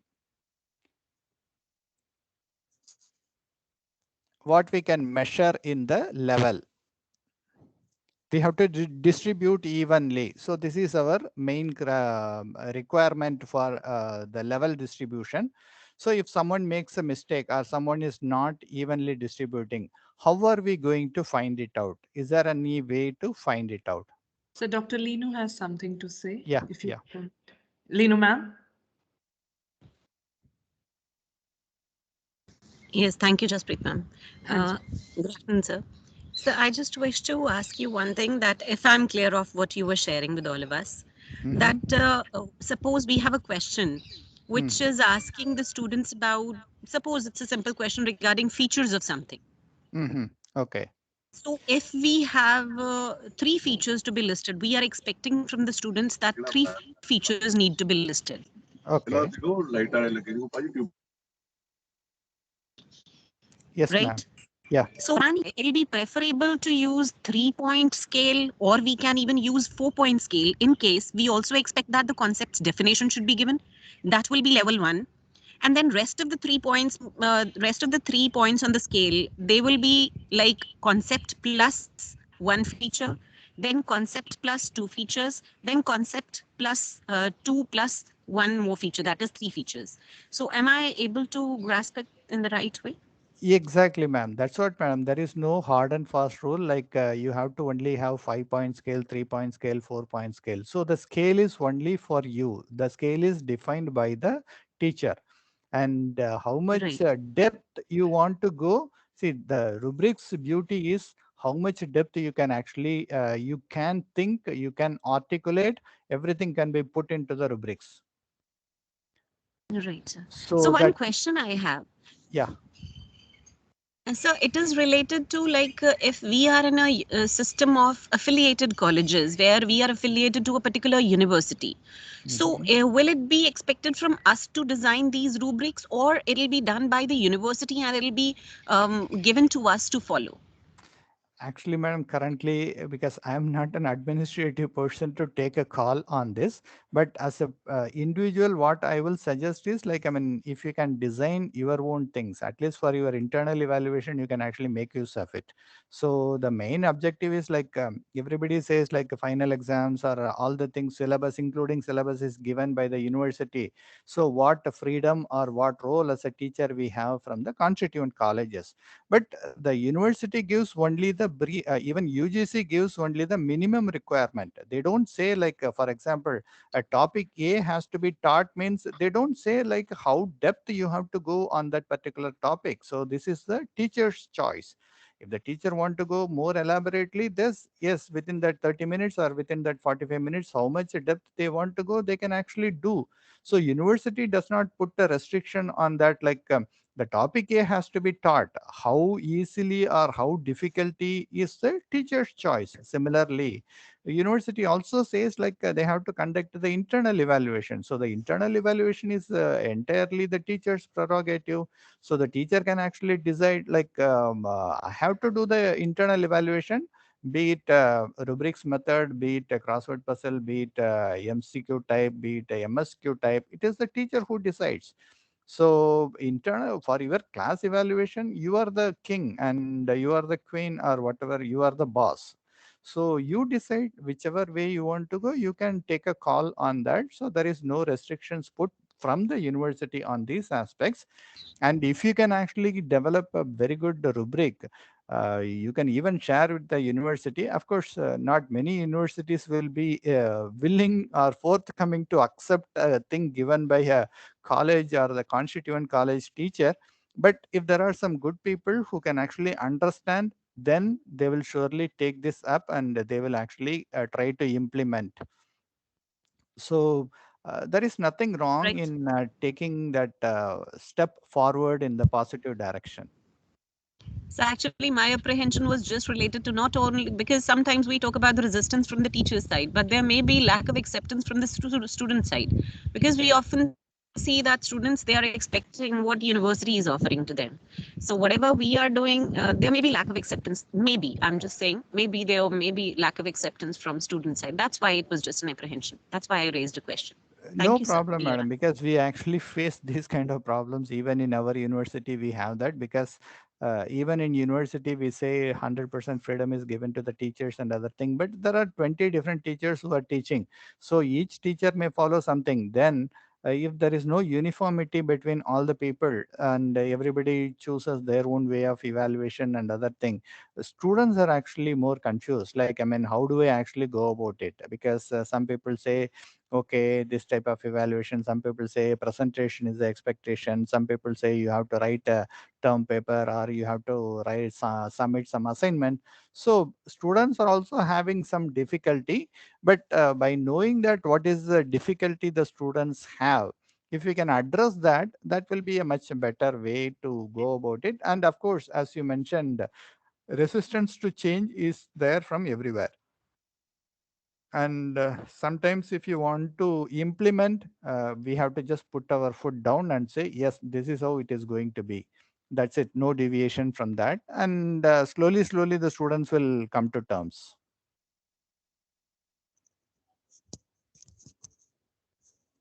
So I think it's about clarity. It's a win-win thing for teachers and for students also. It would be a great thing because it's one of the best performance-based evaluation or assessment tool we are looking at.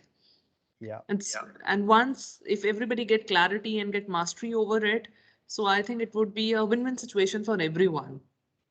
Yes, yes. That Yeah. is the reason, even though it is challenging, ma'am, many things are challenging. The more Right. and more the challenging task you do, the more and more self-satisfaction you will get. So that's the reason, even though this rubrics is a very tough one, we are trying to slowly understand it. And the moment you understand, See, when the COVID-19 came, everybody were forced to start the online classes. Many of us were not at all prepared, but now within a year or so, at least we are managing, and maybe some of the people are doing it much better. So the same way, once we start using these kind of different evaluations, in the beginning it may be because teething problem is there for everything. So don't worry about that, and just we say in our thing, like, I mean, if you are going through hell, just keep going like that only. So you cannot stop in between. So that is what journey is. That is what progress is. Exactly. So when the going gets tough, the tough gets going. That's what they say. So we have to be a little bit tough, and we have to be see, students' view also we have to consider. So that's the reason creating this rubric, we can actually take the input from the students. Like, okay, for this question, I have put 3 levels. Okay, do you think these 3 levels are okay for you? The student may say, no, sir, it is not. No, this is very difficult. Then we can actually flexible, because we are flexible. So we can actually say, okay, how do you want to say? Then they will say, sir, isme se wo nikal do, isme se ye nikal do. Then as a teacher, you have to take the final call. That means whether that is very essential for the learning, then we say, yes, we are not going to remove it. It is going to be there. If we think, okay, this is some periphery item, if they know, that is fine. If they don't know, still there, that is fine. And if the student says, sir, wo to jarurat nahi hai, then you remove it. So the flexibility, and the moment the students are actually involved in this kind of process, they also will feel like, okay, we are also part of the entire process. So that is where the student engagement actually comes into the picture. So we can be a little bit more going towards the students and making them understand, like, you are involved. So afterwards they can never come and say, sir, ye to galat hai, aapne to kam mark diya hai, aapne to usko zyada diya hai, mujhe kam diya hai. All those kind of problems will never come. So we have Dr. Meenu Singla as well. Ma'am wants to share something. Madam? Sure. Meenu ma'am? No, it was just related to the answer. What could be the third or the second criteria? So I have just written in the chat box. Yeah. Okay, ma'am. Thank you so much. So we will go to the next one, that is the crossword puzzle. I am directly going to the demonstration mode. So here we will say how quickly we can create the crossword. So there is a crossword puzzle I actually create using online. So the website's address, I will actually share it. So this is Teacher's Corner. And the crossword puzzle you type in the Google. So this will automatically open up this particular page. And so this is the website where we can actually create the crossword. So many of you are all of you are familiar with what is crossword and how to create it. So we have 2 major things. One is the words and another one is the clues.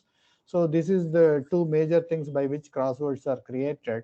And we will actually create it right now in the demonstration mode. So we are in this particular FDP program, we are going to create a crossword puzzle.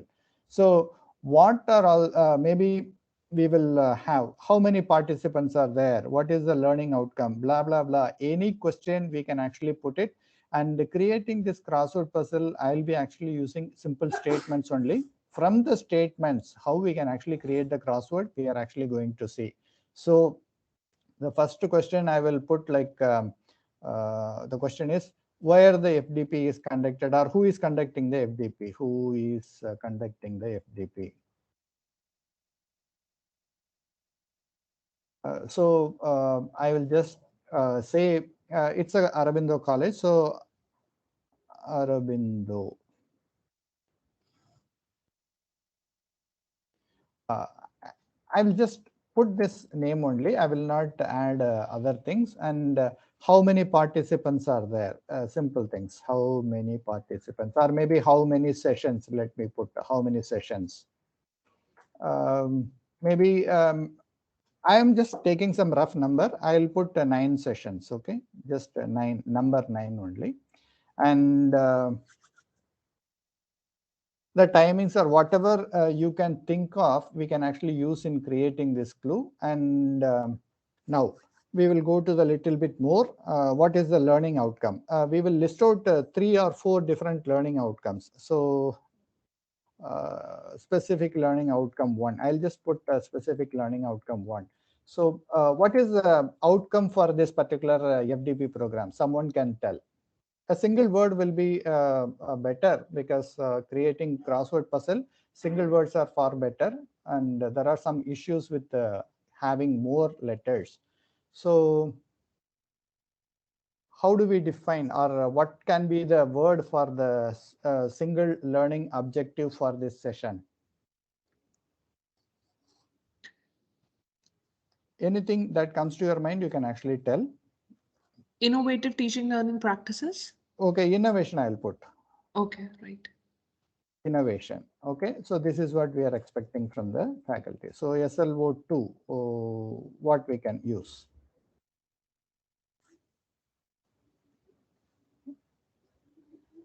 Engagement. Okay, because we are talking about the student engagement, so we will simply say engagement.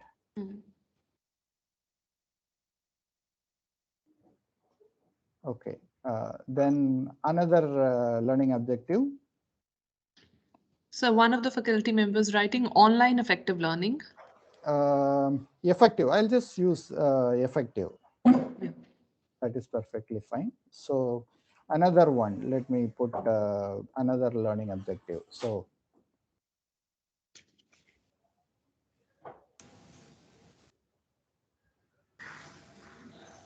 easy, simple, or something, if you want, like that also we can use. So any other word I can actually expect from the participants, so that way we will also include more Objective things. evaluation, can we put that? Evaluation we will put. Okay, another one. Because we are just trying to make it so that we create the crossword in a very quick way. So SLO 1, 2, 3, 4, and fifth criterion, we can be effective, engaging, innovative, evaluations, and I'll just put simple. Performance based. Maybe. Performance. We'll put performance. Based.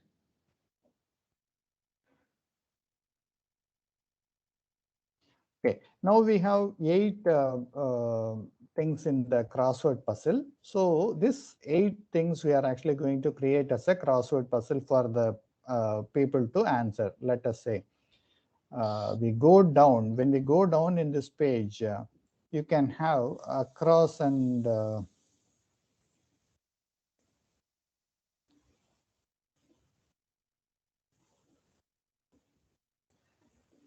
so we have across or down and horizontal and vertical. So these are all the 2 ways by which the crossword can be created. So we are just going with across or down, and here is the make a crossword puzzle is the one which is given here. Just I click on this one and it is actually generating. So okay. So here, if you look at, we have actually created our crossword. Done. We did not do anything extra. So the crossword is already created here. And here is the answer key. I type the answer key, then actually the answers are also actually given. So we can have the puzzle on the right hand side. You see here, this is the puzzle. So once you click on the puzzle, it will give without the answer keys.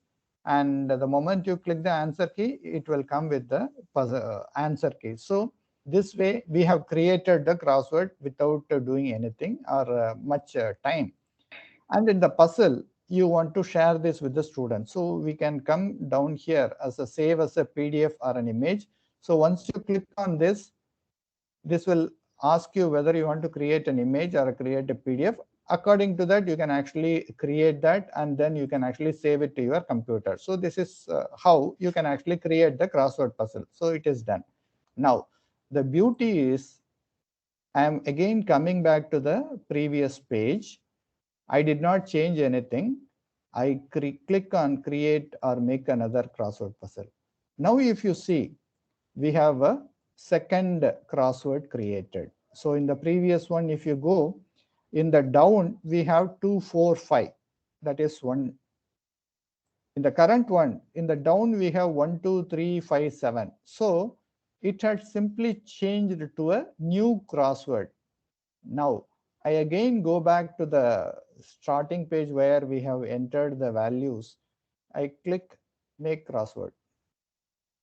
Now, if you see, there is another crossword created. So what do you understand by this?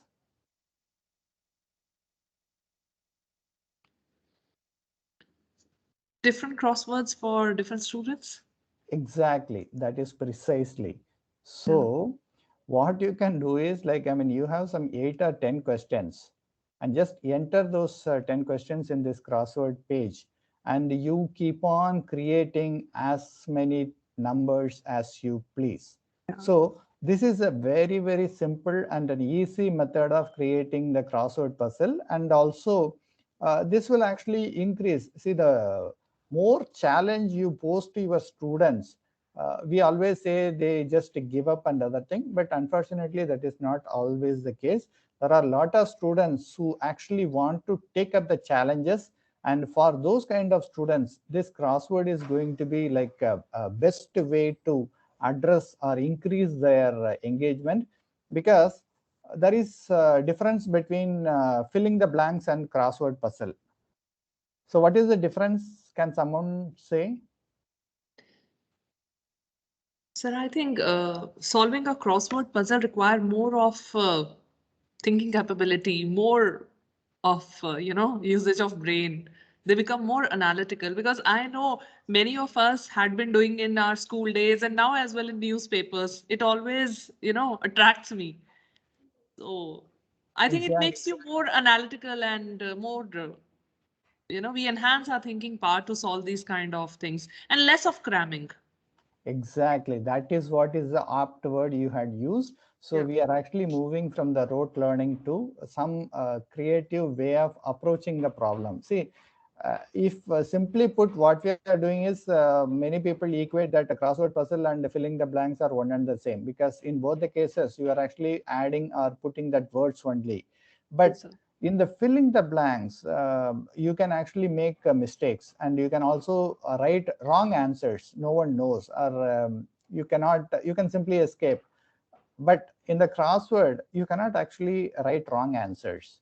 And this is actually very important for when you are planning to analyze a particular concept. So whether the student understood the concept or not is very, very important, because I actually use this crossword puzzle for my master level course, which I am offering in the massive open online course.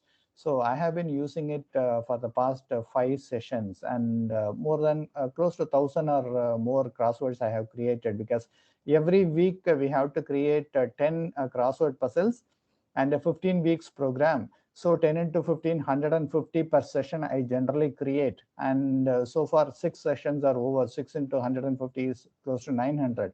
So close to 900 different crossword puzzles I have created. So there, the main thing is we are actually doing this for the master's level student. So I look for the concept. Say, for example, when I talk about a reaction mechanism, or maybe about some intermediate, that reaction proceeds via orbital overlap.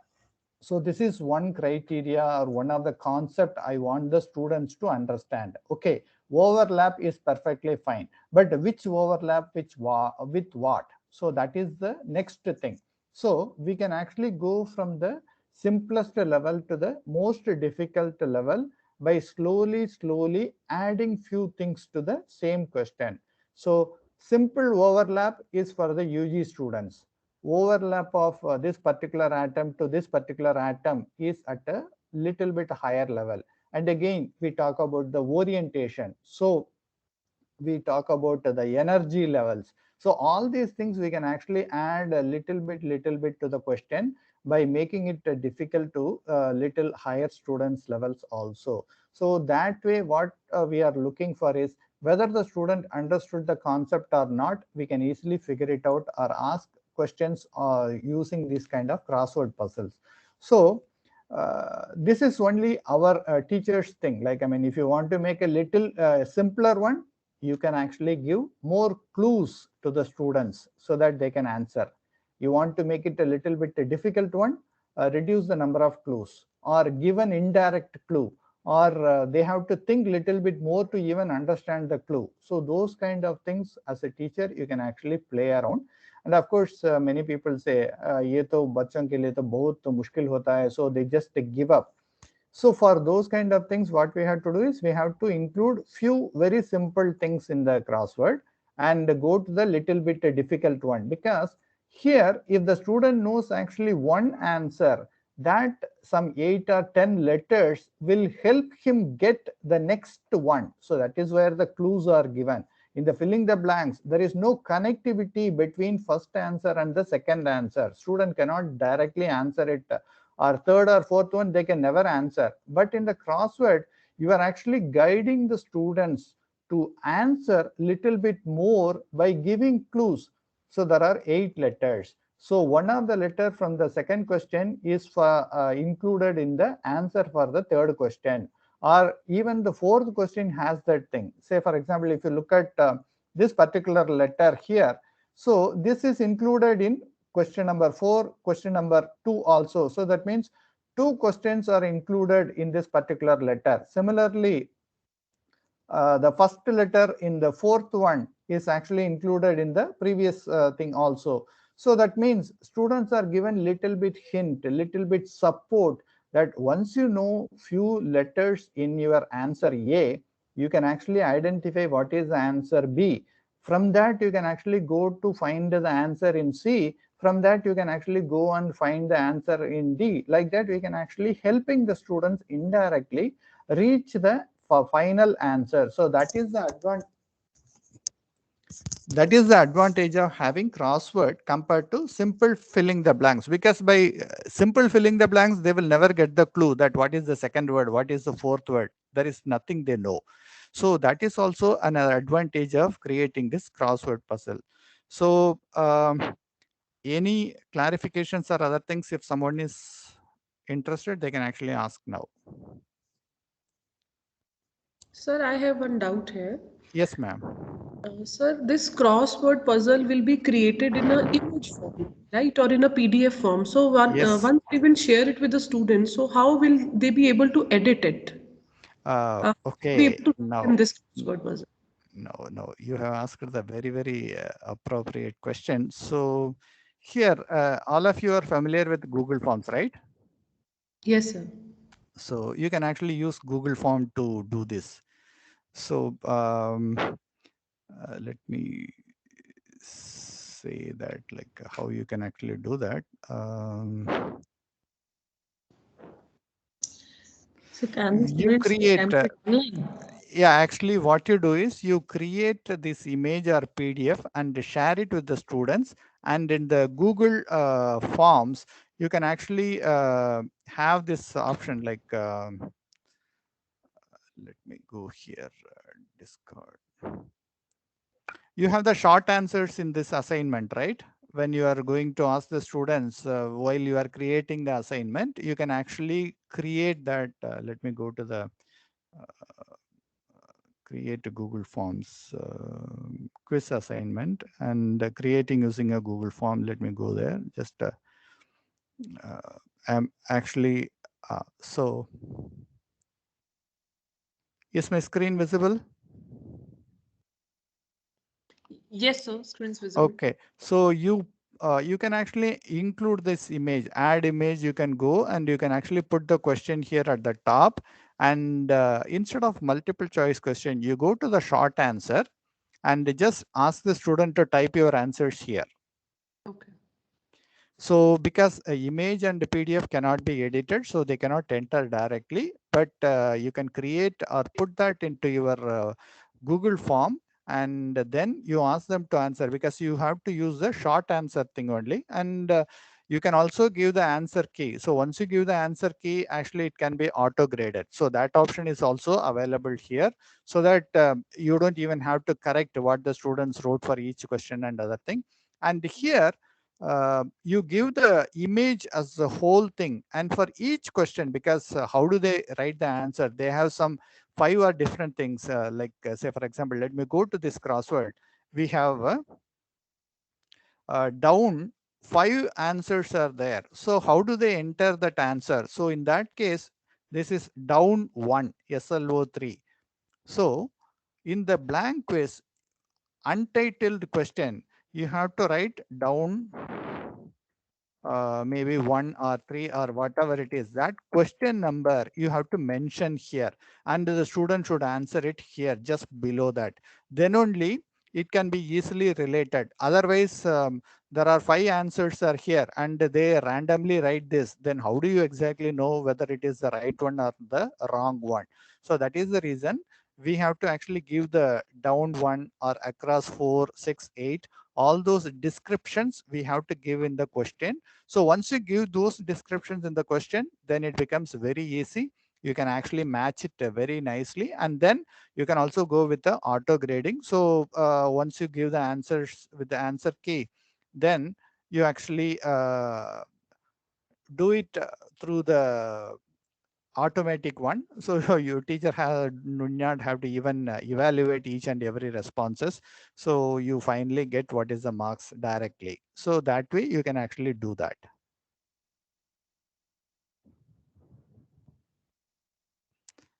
Any more clarifications?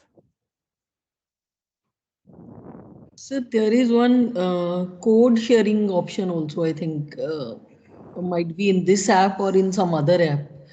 But the code could also be shared for the crosswords, where the students can just answer it or attempt it online. Yeah, that is also possible. So the main thing is you have to very specifically write the questions, which question, what answer, that matching has to be done properly. So that is the reason every question you write, whether it is down or across. And of course, while we are creating, we only use the across or the down. You can also go to horizontal and vertical. Then you can again create another crossword puzzle. So you have another crossword. So like that, you can just keep on creating with the same 8 questions. We are actually have created so far 4 different crosswords, and until you get to the same thing, you can keep on doing it. In other words, I will say more than 20 or 30 crossword you can just make with the simple number of 8 questions.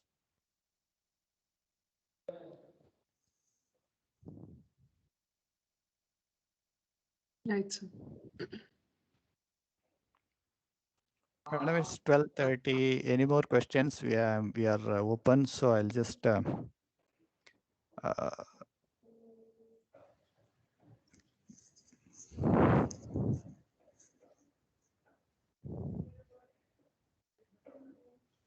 I think, sir, you explained it so very well, and it was really very probing thing.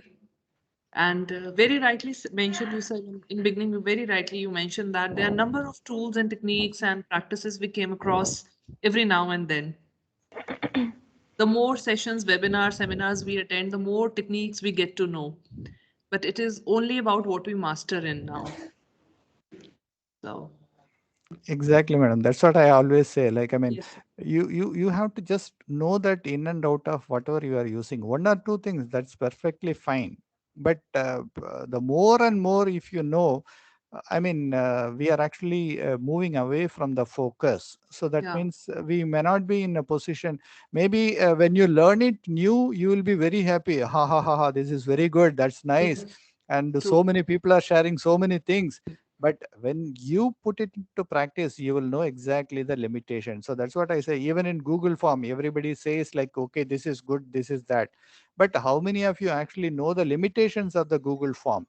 Because in Google form, you cannot actually normally, if you want to make 2 paragraph questions, you cannot do it directly in the Google form, because the moment you press enter, it will go to the next question, and you can never make a, say for example, if it is a English teaching and you want to put 3 different paragraphs, you cannot directly type that into the Google form. So this is one of the limitations of the Google True. form.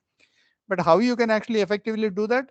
You actually type entire thing in a Word document or maybe in the Google Docs, then take Mm-hmm. a screenshot, then you And upload that image into that Google form, then it is possible.